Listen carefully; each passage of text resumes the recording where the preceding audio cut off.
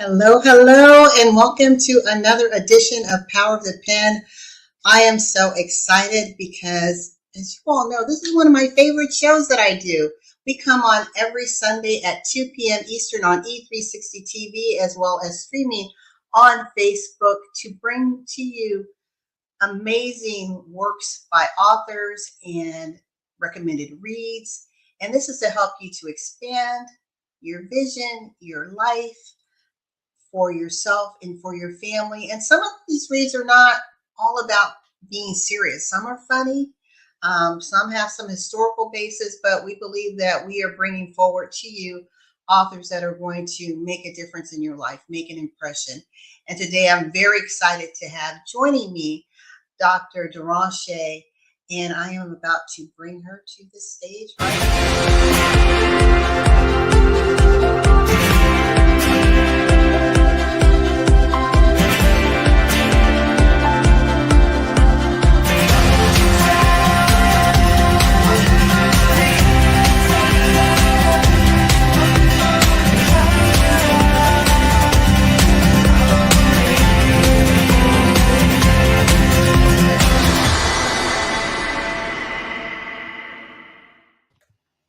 How's it going? It's going wonderful. How about yourself? Hello. I'm doing well. I am so excited. I love sharing the platform with you. I love having conversations with you because you just challenge us to say, what am I going to do now, right? Yeah, right. Now that the truth has been laid on the table. And today we're going to be talking about Influence 365. But before we get into that, I want to tell the audience a little bit about you. You are a pastor. You are a technology wizard. You are an influencer. You are a global leader. You are making a difference in all that you do, showing up because your message about creating impact, influence, and income is designed to help us expand and create ripples around the world on a global stage, and showing people that it first starts with us recognizing who we are, whose we are, and walking in that truth. And your book here, Influence 365, is a collaborative book, yet it's a devotional designed to help us navigate that journey. And I read all the books that are here. Obviously, because of the way this is written, I wasn't going to sit and say, let me read from cover to cover all of these amazing inspirations, Dr. Derashay. But what I did do is I highlighted some key messages that you specifically wrote. And I want us to talk about, because I found it very interesting, and I love the titles because the titles were very, very captivating. Claiming Your Throne, that's number one. Catch Your Vision, Embrace the Shift, Divine Interruption, and Launch into the Deep. So if it's okay with you, I'd like us to talk a little bit about that. But I also want to, I'd be remiss in saying that Dr. Derashay is also a multiple best-selling author. So she's not just a little green bean here on stage. This woman is really divinely inspired and bringing forth some powerful messages that I believe can help change and elevate and improve your life. So we talk about women often being queens, right? Sounds good. But and we know, from a kingdom living standpoint, we are joint heirs, right? Yes. Yes. Right. So if we truly believe that and embrace that, then tell us a little bit about this one devotion and why it's so important for us to be able to claim our throne, and why often are women shy about doing so. Yeah, absolutely. I think it's important. It's important, number one, to claim your throne because it's yours. It is the place that God has given you so that you can make an impact in the world, right? And so when God has given us an assignment, if we don't claim that place or that space, we'll never be able to make the influence and the impact that we have been charged, commissioned, ordained, purpose, designed to do. whatsoever. And if we don't claim it, someone else will. Many times, women, because of fear, insecurity, the oppression of society, and things of that nature, we don't step into that place. We don't step into that place. And some of us, if we step into that place, we don't own it. We don't own it. We don't own it because of just the different fears and the background noises that keep us silent from moving in the fullness of our authentic selves. Right. And so I just believe as women, what we have to do once we understand the assignment or the purpose that God has given unto us, I think very rapidly and quickly, we need to make any necessary adjustments or modifications that need to be made so that we can take charge and do what we've been given permission to do by God without having to even consider man's permission before we move in the vision that God has given unto us. Yeah, and that's powerful. And I loved, even though we hear it all the time, the term "own it." I mean, honestly, when you think about royalty, the Queen Elizabeth's 70th reign, in 70 years, no one can say that this woman did not own that throne. And Absolutely. so, in like you said, being able to recognize your God-given destiny, and when you celebrate that, no one can really rock you off of that. You're not willing to say, I'm going to abdicate my throne. Really, you're going to abdicate your place in life that can only be filled by you. And you said this. You said it is time to take ownership and possession of that in which God has entrusted us to do. We can no longer afford to operate our kingdom under the shadows or duplication of others. Let's talk about that duplication. Yes, let's definitely talk about that duplication. Many times, sometimes we're in environments where people are producing mini me's, right? But they're producing mini me's, or they are trying to shape and mold you or mold individuals within their image and likeness.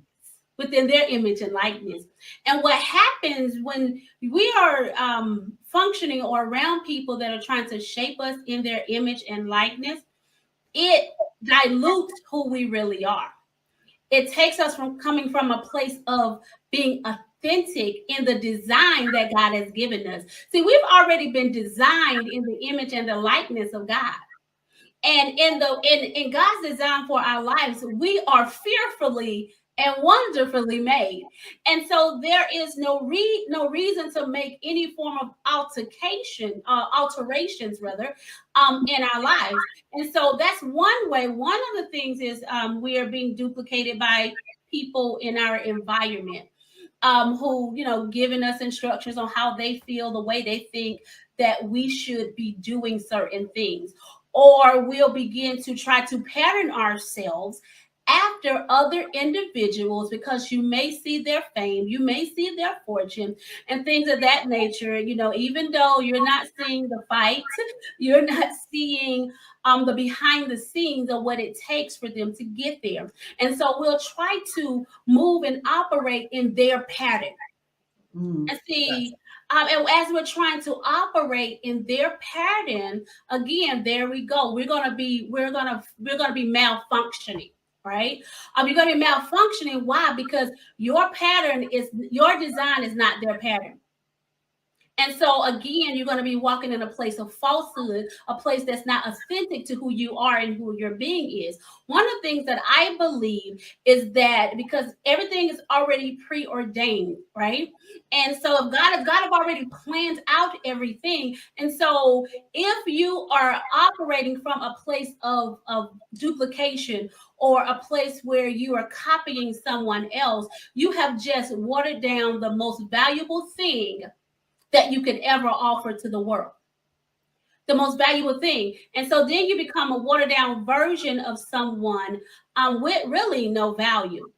But when you can move in your authentic self and your authentic state, that place is where no competition lies or absolutely anything. Why? Because You are an original design, tailor-made for the job, the assignment that God has given unto you. And so once you step into that place and own your throne and own your position, it's like voice activation. Once you get in there, being authentically who you are, it's going to begin to send out through the land the frequency, and that others are going to pick up, who God has already designed to walk to the tune and work with you to the tune of the beat in which He has created you and designed you to be. Okay. No. This is great, because this is, your book is meant to wake us up. Yeah. Right. So no, this is good. One of the things that I was thinking about when I was listening to you, I recently did a talk, and on the platform it was about your voice, and I was the only African American woman speaking at this particular event on this day, and I heard God just impress upon me how He wanted me to shift my message just slightly, and to proclaim who I was, to not be fearful to say in this sea of whiteness that I am a Black woman who has a voice that is a little different because of our lived experiences. Mm-hmm. You know, I'm not going to be ashamed of who I am, and I also said whose I am. Right. But so often, Derashay, we struggle with wanting to be accepted. Mm-hmm. Right? We want to fit in, that we try to replicate, and it's like trying to fit that square peg in that round hole. We are who we are, and when we can embrace that, as you said, you know, the world is amazing. It's like the blessings start literally coming and overtaking you, but it's a little hard when you are trying to be someone else. Right. Right? Yeah, absolutely. Listen, you're absolutely right. And I love, you said the word, you said to proclaim. And proclaim is, I mean, of course, that means to announce, to announce who you are. And it took me back to the word when King Cyrus had to pronounce, you know, the vision that God had given unto him. And he told him to go and make he said, go in and proclaim. What he told him? He said, go and proclaim and send a document out in the land, a written document out in the land, proclaiming what it is that he was designed to do. The other thing about that is, and proclaiming, to announce. If you don't announce who you are, how can other people acknowledge who you are? How can you be acknowledged when you are afraid to proclaim or to announce? And so you are the statement. You are the statement. You got to understand, you're the statement, and you are it. And people are waiting. What we don't realize, LaWanna, is that people are waiting for your announcement. People are waiting for your announcement. And many a times, you know, we have that imposter syndrome and don't feel like, you know, we'll look at our culture, or we'll look at what's around us, and we'll try to blend in, when at the end of the day, what the room really need, or the environment really need, is the announcement of who you are and what you bring to the table, what you bring in the room, because you are there. Yes. And so you gotta own you. Yes. And I often say, stop being on the sidelines of your own life. Right? It's like, get off the sidelines and get in the game of your life. If I think when you do that, LaWanna, when you can begin to own yourself and own who you are and embrace who you are, celebrate, you know what I'm saying, who you are, no matter what your background has been. I mean, your history, no matter any of that, your family lineage, none of those things that when you just break away from all of those things and really, really just love you, celebrate you, and show up as you, people are going to appreciate you more. Not only is they're going to appreciate you more, they're going to understand you even more. And not only that, LaWanna, one of the things that I believe, and even what I experience, is that when you can remove away from all those things, it really opens up destiny for you. It open up those dreams and visions beginning and able to manifest, because now you are walking and moving and operating in your authentic self, and then you can even meet the right people in the right places and in the destination, in the correct destinations, so that you can continue to move further within your destiny. Yes, yes. You see if I can find it here. I'm on my little Kindle. Um, you mentioned in your intro about being light, that we are meant to be light unto the world. And you said this project you're calling, and this is interesting, you're calling this devotional a project. So not only are you inspiring us, but you're inspiring us to action. Maybe that's a better way of saying it. So hence it becomes a project. We are works of arts, right? But we are always evolving, always improving. And you said this project is based on Matthew 5:14 and 16. You are the light of the world. A city that is set on a hill cannot be hidden, nor do they light a lamp and put it under a basket, excuse me, but out. I can't even read. I have my glasses, but on a lampstand, and it gives light to all who are in the house. Let your light so shine before men that they may see your good works and glorify your Father in heaven. And as you were saying, we have to proclaim, we have to announce, we have to show up, we have to own, we have to occupy, we have to sit on the throne of our lives and say, this is me. Yes? Absolutely. This is me. This is who I am. This is my makeup, right? This is the makeup, of who I am, and not shy away from it. We live in a world, we live in a society that has created, right, that give a framework of what it deems to be worthy of certain things or what have you. But the truth is this, is that we don't have to bow down to what society's framework, because in the kingdom we don't operate in that particular framework. Because what I believe, when it comes to being that city on the hill that cannot be hidden, you got to hear that, it's a cannot be hidden. So even in the world's framework, within the Right. world's framework, you're still undeniable. Somebody got to come on here. You're still undeniable when you show up as the light. They may not want you there, Yes. they may not want you there, but because you are who you are, because you are authentic, because you show up in the best version of you, you can't be denied. You cannot be denied, no matter how they feel about it whatsoever. And so you have to make that decision, and you got to understand that your purpose is to light up the world. It's to light up the world, because your purpose is the promise of God to somebody else.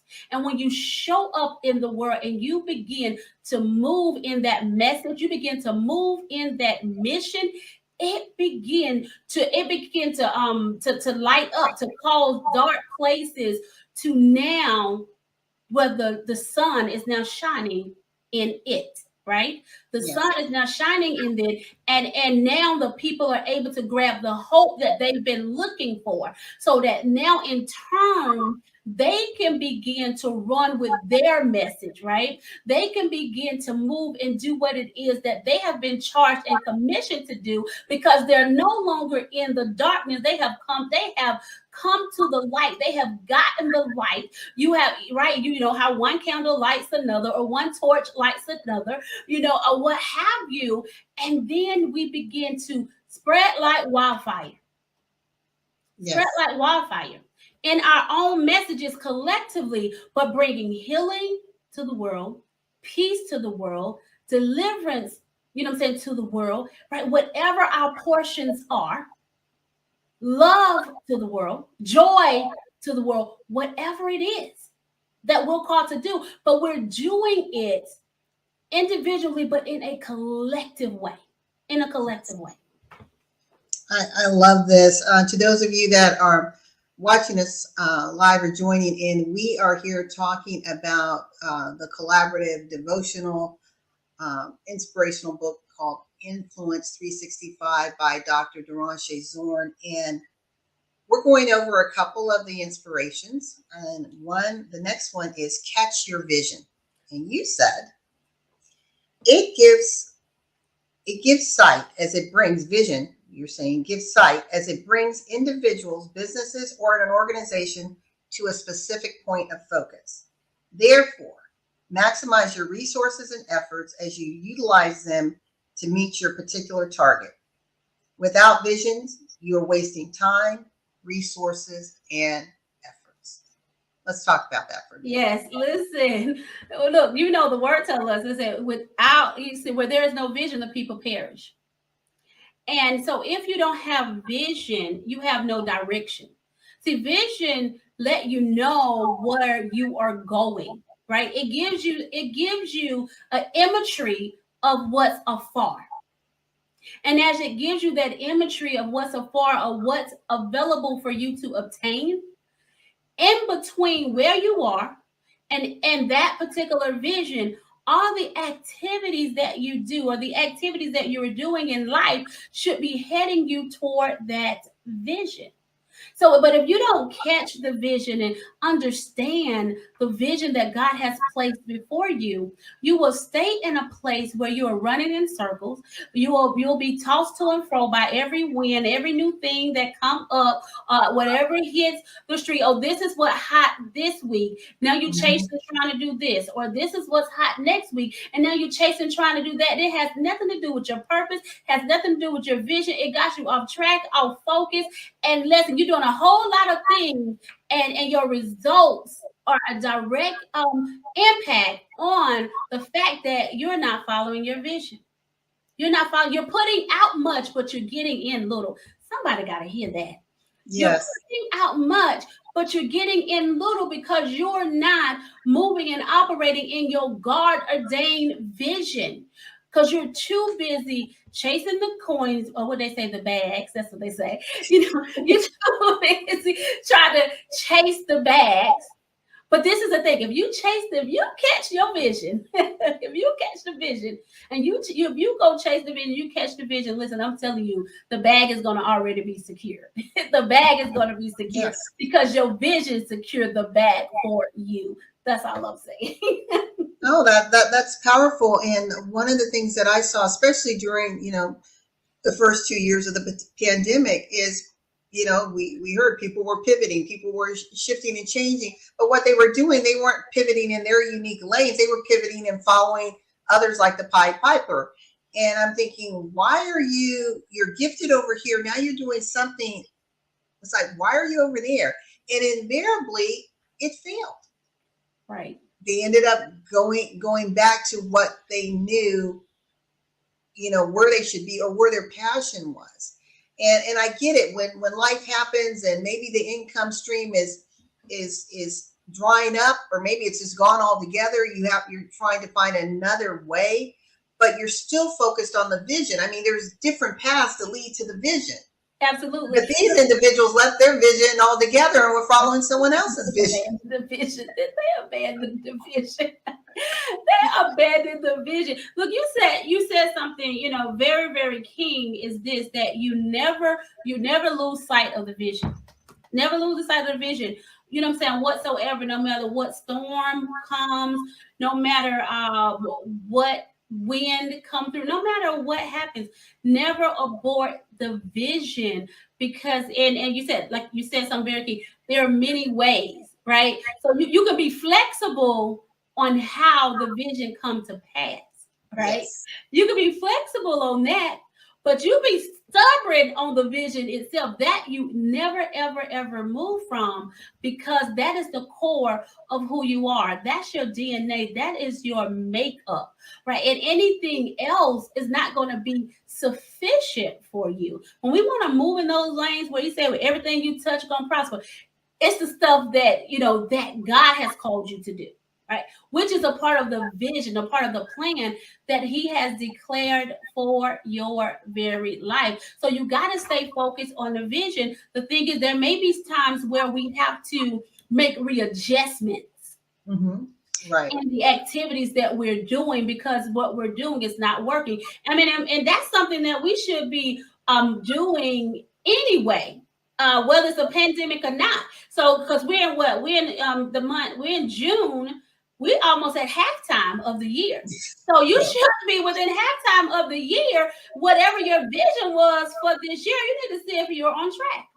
And if you're not on track, then what type of adjustments need to be made so that you can finish the year strong, right? Exactly. So you should be periodically, looking at the operation of the vision so that you can make any necessary adjustments so that your bottom line won't be impacted, so that you can complete the thing that you was commissioned out to do.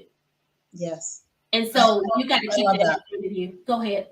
No, no, no. This is great. I mean, we could go hours and hours, but we don't have hours and hours, so we're gonna get to the next point. The next one you said embrace the shift. You said God is shifting things in the earth, and we're experiencing that right now. And many are being very resistant to the shift. Don't keep holding on to familiar things when God is trying to do something new in your life. Don't allow the way of the old to hinder you from stepping into the new in Jesus Christ. The former things cannot compare to what's to come. And Derashay, that is so true. We get so comfortable in our box, right? And that those comfortable old slippers. It feels good. We know it, and we that's basically fear Mm-hmm. preventing us from saying, okay, well, I hear that I should be going left, but it's working over here. I'm okay. Or we let someone talk us out of shifting, Mm, right? Because they're fearful. right. So then they're trying to reel us back in. Like, Mhm. where are you going? And you mentioned, you said here, well, this is actually God says in Isaiah, do not remember the former things nor consider the things of old. Behold, I will do a new thing. Now it shall spring forth. Shall you not know it? I will make a road in the wilderness and rivers in the desert. I mean, when you just sit right there, There. a road in the wilderness. I mean, it's like God saying, I'm going to carve a way where you can't even see of the way. That. A river in the desert. I'm going to supply you with the sustenance, the life-giving needs when you don't think there's anything around you. Right. Right. So I just need you to trust me. I just need you to trust me. Yes. And expect. And what we have to realize. See, some people don't want to be those trailblazers, right? Don't want to be trailblazers. And the thing about it, because God is a God of originality. And so, because he's a God of originality, there are ways or paths that he will carve out, right? Or things that you have to do that ain't nobody ever done. It ain't no pattern, it ain't no blueprint, because you're it. You're it. And so you can't get stuck with, oh, well, this was done this way, and this how this was done. No, what is the way that he's trying to get you to do, or he's telling you to do? Or you may have people in your ear, but that ain't gonna work that way because it has always been done this way. Okay, so listen, and most of the time that way ain't even working anymore. It worked for, and the other thing, some things work for the season. Yes. And so you have to make sure that when God is shifting, now when God shifting, he never shifts you from the vision. He shifts you, and he shifts you in a different way to make the vision happen. He shifts you in the season that you need to be in to get a step closer to the expected end. And so you have to understand that, and you got to know, and you have to know the difference, because just like you said earlier, some people just they abandoned the whole vision and they shifted totally into other places and other spaces, whether they did it on their own or they was convinced. But listen, that's why you got to claim your throne. And claiming your throne, you know who you are, what you've been called to do, and you don't move from that whatsoever. Right. Yeah, I love that. And I think we also have to be careful when we're having collaborations and partnerships is understanding, do you have a shared vision? You may be getting to it in different ways, but is it a compliment? Because if it's not a compliment, if it's these contrasting, conflicting views, then someone's going to be pulling someone down Right. eventually, right? Absolutely. Absolutely. You're absolutely right. You're absolutely right. Lauren, that's one of the very first thing I make sure. How do we, or even when people approach me with things, I'm like, how do our vision align? We got to look at where our vision meets. So, because that is going to be the only place that we can work in. If it doesn't complement each other in any place, then we can't work together because it's that place of complementary with both of the vision is where we'll be able to even do great things. Yes. Do you have a copy of your book you can hold up? Yes, absolutely. Okay, we are here with Dr. Derashay talking about Influence 365, a devotional. It's a project. It is a living book to help inspire you so that you can create impact, influence, and income in your life and in your business. Yes? Yes, yes. So let's talk about, there's so many great golden nuggets in this, and we don't have enough time for all, but I want to talk about divine interruption. And you said there's a divine interruption God is doing in your life. He is interrupting the plan of the enemy against your marriage, children, family, ministry, business, health, finances, education, and more. Your labor has not been in vain. God has heard your cry just as he heard Mordecai in the book of Esther, and he is bringing your enemy to shame. God is turning it around for your good and in your favor. And Derashay, as we live, life happens.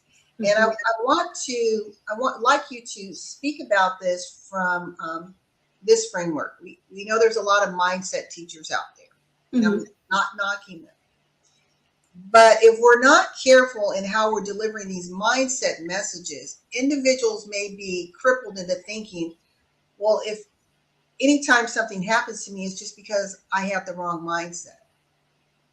Life can happen just because life happens. This body will eventually die. It wasn't meant to live eternally. Was that a mindset thing? No. Or is it just by design? It's a natural by design. Right? Hurricanes, tsunamis will happen.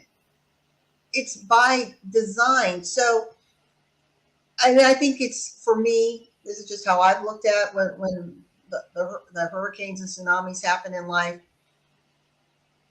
It's, yeah, God may be creating interruptions, getting my attention, but it's how I choose to respond and who I choose to lean on that will determine if I see them as stumbling blocks or rather stepping stones in my life, even in the most horrific things, right?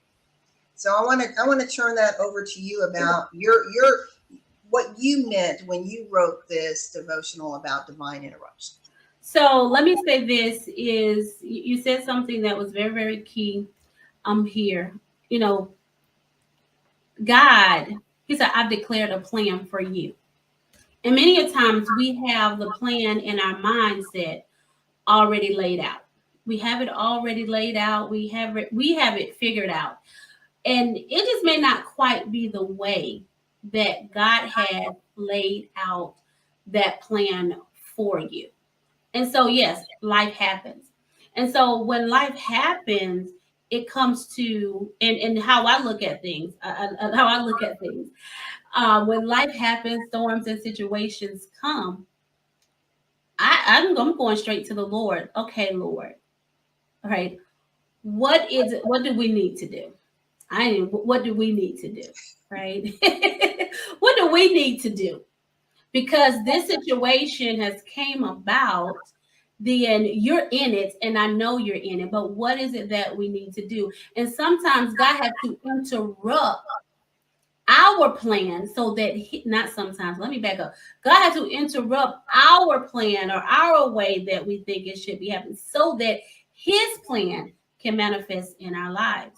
And so you have to come into a place where you give no room or you don't bow down to situations, circumstances, the enemy, or whatever that it may be. But however, you turn to the Father and you allow his word to be the lamp upon your feet and the light upon your path so that he can take you to the location of your destiny. Joseph, he didn't do anything to be in the pit. He didn't do anything to be in slavery in Potiphar's house. Neither did he do anything to be in the prison.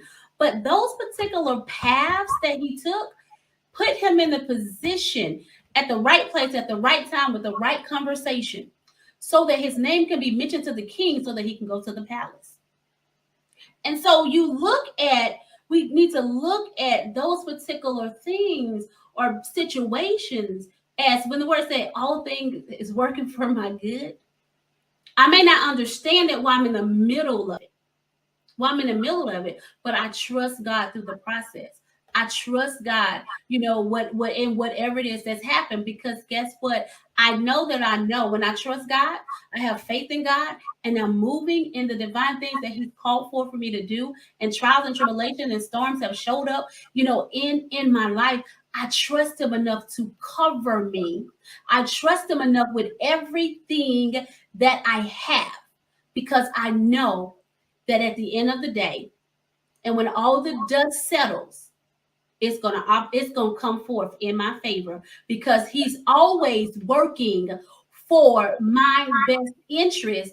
And not only that, he told me in Isaiah, he said, my word shall not come back to me void. It shall accomplish the purpose that I sent it forth to do. And he didn't say that trials and tribulations and anything else wasn't going to come in the way to try to hinder or prevent that from happening. Or he didn't say, right, that it was going to work out the way I played it out in my head and in my own mind. But if I trust him, if I trust him, it's going to manifest in his way, in his timing. And while I'm in the weight of it, allowing him to produce whatever necessary so that when I receive the promise, I'll be able to handle it. Yes. I love that. And I want us to just kind of take a little moment and talk a little bit more about Joseph. To those of you who don't know who we're talking about, Joseph is a biblical reference. And he was the youngest son of Abraham, correct? He's Isaac. Isaac, yes, youngest son of Isaac. And he was just going along his merry way, looking up, loving his brothers, and they were jealous of him. They were jealous that his father, they felt, was doting on him. But keep in mind, they're adults. He's a child. And they put him in a pit. Then he was found and he was imprisoned. Then because of his visions and dreams and his ability to interpret the dreams, he was called to Potiphar's house, right? That's where he was. Yeah, So his brothers, they was haters or whatever. And not only that, let's talk about, he had a dream. So let's start there. The dream started. Well, yes. It started with the dream that they brothers were going to bow down to him. So like, what? Well, he had a dream that he was going to be a leader. That's what. Yes. So his dream started. Y'all got to get his dream started it all. So he had a dream that he was going to be a leader. He seen the stars and the moon bowing down to him, and the sun, which was a representation that they interpreted, his brothers and mother and father and all that thing and other things. And the daddy, the daddy loved him, right? As well. And so they hated on him and they wanted to kill him. His own brothers wanted to kill him because he had a dream, and they thought that his daddy, loved him more. And they put him in a pit to kill him. And one of the brothers said, let's not kill him. Here come some people from Egypt. He said, let us sell them. Let's sell him into slavery. And so they sell him into slavery to Potiphar. Now pause right there. Pause right there for the listening audience. Now listen to this. This is his own family. That part. Right. This is his own family. Okay, continue. So they still him into slavery to go to Potiphar's house, who is the slave master. So Potiphar, being the slave master, he served Potiphar, and apparently he served him very well because he rose to the top leadership still right there in slavery. And then Potiphar's wife got an eye for him, and so she wanted, she wanted, and she was trying to get him. He was doing some work, doing his normal stuff, and she tried to get him to have sex with her. And when he wouldn't, she lied on him. And she lied on him and said he tried to rape her. And it caused Potiphar to send him off to prison. Okay, pause right there. How many of you at any point in your life, it may not be that drastic, but were falsely accused of something? It could even be in the workplace, right? You're falsely accused. And now what? Continue. So then he gets to the prison and he's doing everything. He rose to the top. So now he is leading everything in the prison. The king get upset with the baker, right? And the cupbearer. And so they come so he throws them into the prison where they happen to meet Joseph. They're in prison. They have a dream. He interprets their dream. Tell them, oh, you guys are going to get out. When you get out, don't forget about me. Now, he told one of them, look, you're going to die because this is what your dream means. And he told the other one, that he'll be restored back into his position with the king, which was the cupbearer. So they leave.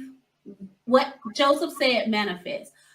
4 years, a couple of years later, they still forgot to drop the name. The cupbearers forgot to drop the name. But the king began to have dreams that he needed to have interpreted. Nobody in the land could interpret these dreams for him. This is the king of Egypt. And then at that moment, the cupbearer remembered Joseph in the prison. And he tell him there's a man in the prison who can interpret dreams. He called for Joseph. Joseph interprets the dream. When Joseph interprets the king's dream, the king then immediately rose him to second place within the land. He rose him to the second position within the kingdom. Only thing that wasn't given under to Joseph was everything except for the title of the king itself. Nobody could move in the land without Joseph getting the permission. And he had Joseph and allowed Joseph to develop a strategic plan so that when the famine came, this is the dream. The dream was about the famine that was coming and what they needed to do. And so he told them what needed to take place, and he laid out the strategic plan so when the famine hit the land, that the Egypt would have stored enough that was going to be necessary for the 7 years. They would have enough food storage for the 7 years that the land would be in famine. What I love about that story, it shows the twists, the turns where you think, "Ooh, life is good. Oh my gosh, it's dark again." It's this undulating journey, but the thread, the tie that binds is his gifting of dream interpretation, his commitment to whatever role he was in. Even as a slave, he did it in excellence to where he was awarded, relatively speaking, leadership position. Yes. For the appointed time. So sometimes our time, Dr. Derashay, is not God's time. Right. Sometimes the journey is years in the making. And we have to be okay with that, right? Yes, absolutely. Because we don't want to have things that are premature because we're trying to force things in our specific and the timing that we so desire to do. The other thing I like about Joseph is in the midst of the storms, the trials, what was going on in his life, one thing that you can say about his attitude is that he did not allow whatever he was in to dictate his attitude. He always showed up in excellence. And the reason why I say that, because if he did not show up in excellence, he would never been able to rise in leadership in any one of those places that he was in. And so that leader was in him no matter where he was. So no matter what situation or trials or tribulations that comes before you, what God has placed in you is there. Use it. Use it Yes. right there in the midst of it. You use it in the midst of it, because guess what? It'll take you further faster. It'll take you further faster, right? We are Because almost out of time, and I want us to get into the last one, which is launch into the deep. And the story that you wrap this around is when the disciples were out fishing, and they were discouraged because they weren't catching enough fish, and they came back and they're like, it's, the waters just aren't producing for us. And Christ is like, no, I need you to throw that net on the other side. I need you to cast it on the other side. And the nets were so full with fish that they almost broke. And sometimes we have to be willing to go into, he told them to go out into deeper waters, right? Because the shallow waters, again, that's familiar. That's where everybody's swimming. right. That's where everyone is. Not many are able to go out into the deep. When you think about some of the most powerful, I'm thinking just looking at fish, the most powerful whales that are out there. I mean, those are massive creatures that God has created. But if you want to see them, if you want to catch a glimpse of them, you got to travel out into deep waters, because they're not coming to the shallow shores unless something has happened, right? And they're washed up. But for the most part, if you want to see them in their excellence, you're going to see them in the deep. So I'm going to take myself down for 5 minutes, and I'd like you to close us out talking about launch into the deep, and then I'll come back on so we can close out this amazing discussion. Yes, absolutely. So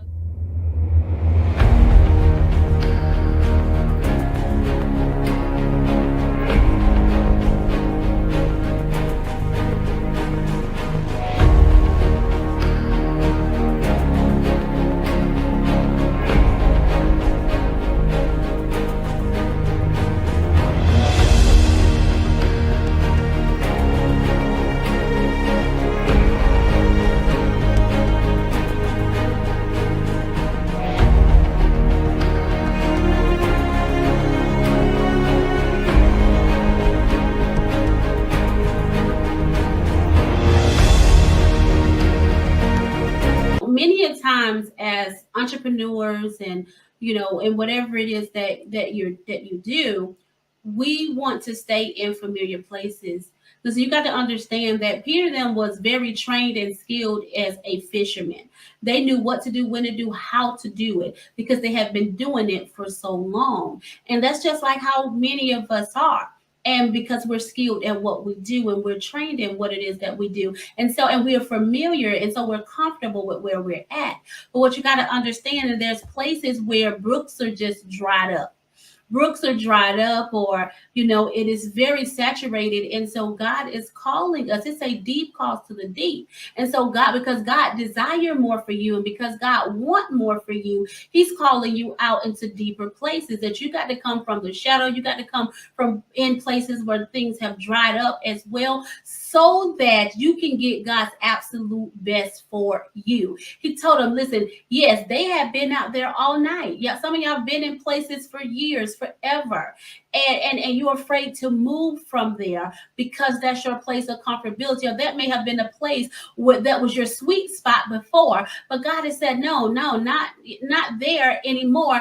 I have called unto you and need unto you in for a greater place. You have got everything that you're going to be given to you right there. You've outgrown places. You've outgrown places and things, and or what have you. He said, listen, I want you to go great. I want you to go farther. farther. And if you're going to go farther, you're going to have to come out deeper. And that means you're going to have to come from the norm. You got to come from the familiar places. You got to come in places, right, that something even intimidate you, so that God can show you that not only that you deserve to be in the room, but that he will give the room over to you because of what it is that he's called forth in you. You just have to trust him. See, at that moment and in that time when he told them to go out into the deep, they heard. And when they heard, listen, they moved out and they caught fish so in such a great capacity, they had to call others to help them. And see, listen, God wants you to come out into the deeper places, into the deeper things, so that you can catch an abundance of what you have not yet seen before, so that you can catch an abundance, right, that you can have so much in an overflow that you can bring others to the table. You can bring others in the environment to get some of that, because it's too much for you to carry. He want to bring you into that place of overflow. And so if you're going to get to the place of overflow, you got to come out of the shadow. You got to come out of the shallow places, the familiar places, and you got to get in places that are unknown to you, that is not familiar to you, and trust God in those places so that he can take you to greater heights, to greater depths than the places that you ain't even begin to imagine yet on where God is going to take you. You have to listen and obey, and it's okay. It is absolutely okay. There may be some people you just gotta leave right there because they're probably not ready to go where or can't go where God desired to take you. Jesus said, "I came so that you can have life and you can have life more abundantly, and you're gonna have to come to the deep for the abundance." Look, he said they went to the deep. They got to the deep, and it was way more. It was way more than they can even begin to handle. And that's what God wants to do in your life, your business, your ministry, and your family. He wants to put all of that into a state of overflow, in the state of the abundance, where you can provide for other people, where you can show other people the way, right there in the deep. In the deep is where God wants to mature you. And the deep is where God wants to show you a greater depth in him, a greater place in him, a greater height in him, that God wants to show you that you deserve more, that he has more for you. But you got to step out in the deep. Amen. Even in your fears and your doubts and all those other things, because there's places that God wants to take you, but you got to step out in the deep to receive it. I love it. This has been amazing. Thank you so much for saying yes, for coming on to Power of the Pen. Ladies, can you hold up the book again to the listening audience? You can go to Amazon.com for Influence 365 by visionary author Dr. Derashay. This is an amazing read. Love the spiritual references. Love the devotion tied to it, and the application to help us to elevate in life and in business to increase our impact, influence, and income. Yes? Yes, yes, yes. Well, to our listening audience, thank you again so much for joining us. So if you on E360 TV and other social media, we will see you next Sunday at 2 p.m. for another edition of Power of the Pen. Until then, we encourage you to find your voice, be bold, show up unapologetically in your life, sit on that throne, and be a person of impact and influence. The world is waiting for you. Until next time, bye, everyone. Thank you guys for having me.